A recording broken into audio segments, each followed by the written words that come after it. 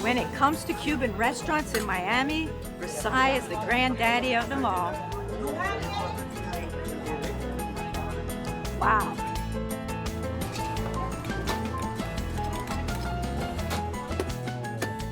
It's more than a restaurant. It's become part of the Cuban community itself, a place to have breakfast, lunch, or dinner, or to get a cafecito and pastry and catch up on news, gossip, or politics. Indeed, every serious politician looking for Cuban-American votes in Miami eventually makes his or her way to the Versailles. We always say Versailles isn't ours, it's Miami's. We sat down with Nicole Valls, the granddaughter of the man who started Versailles over 4 decades ago. Versailles has become the epicenter of the Cuban-American community.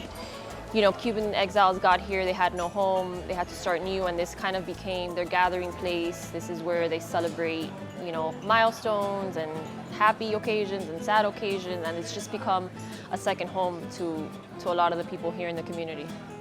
I love going to the Versailles and meeting Nicole because you can tell she's really passionate about what she does because it's their family heirloom place. Can you tell us about the history? Yeah, Versailles opened in 1971. It started off as a small little coffee shop with like a little sandwich station, and it's just expanded. We sit close to 400 people now.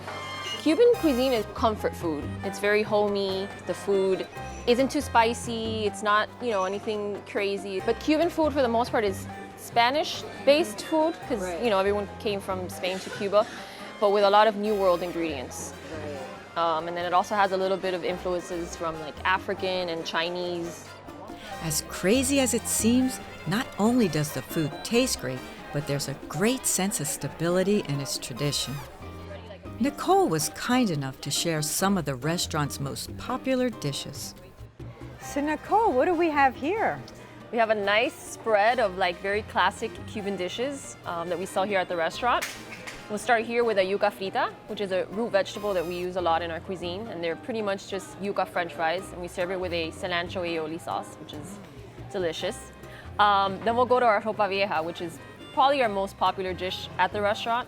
It's just shredded beef cooked in a nice tomato beef sauce. And of course, we serve that with our white rice and sweet plantains and black beans, which is typical Cuban combo, the white rice and the black beans.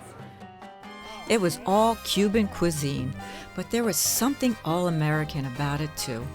Black beans, shrimp creole, fried chicken chunks, and tostadas. And of course, one of the most popular stars of the show, the lechon asado, or roasted pork. And then here we have lechon asado.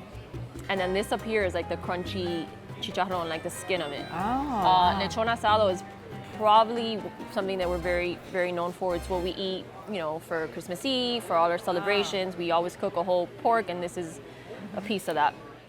No doubt about it. Cuban cuisine is total comfort food and very comforting. Maybe it's the simple down-home nature of it, or maybe it's the people enjoying it. Many from different countries throughout the hemisphere, bringing their energy and entrepreneurial spirits to Miami and America. Well, the Cuban culture, you know, when they first got here, it was a very small seaside town.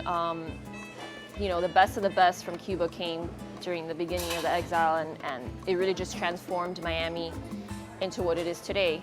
You know, due to that influx of a Latin culture in Miami, that's when all the other Latin American cultures kind of started coming here, and it's become a melting pot of the Latin American culture, and it's really just become the hub for Latin America in the whole United States. Miami's really like that epicenter, and it's really transformed it into an international city. Of course, we would be remiss if we did not ask about one of the staples of Cuban cuisine and something that the Versailles has become famous for, the proverbial Cuban sandwich.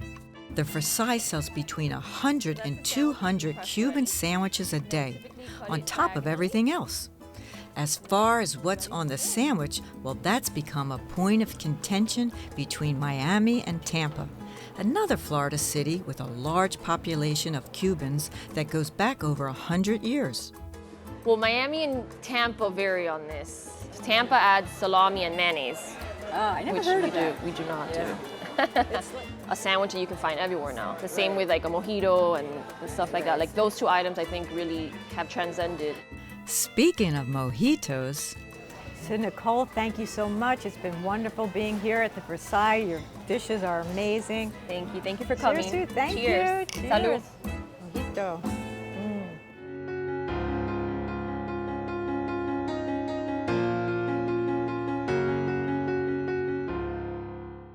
Major funding is provided by Curad, makers of advanced first aid products, including truly ouchless bandages. With easy release adhesive technology, they hold tight and let go easy, providing gentle care for all ages. Curad, bringing hospital advances home for over 50 years. Additional funding is provided by John Knox Village, a life plan community in Pompano Beach, Florida.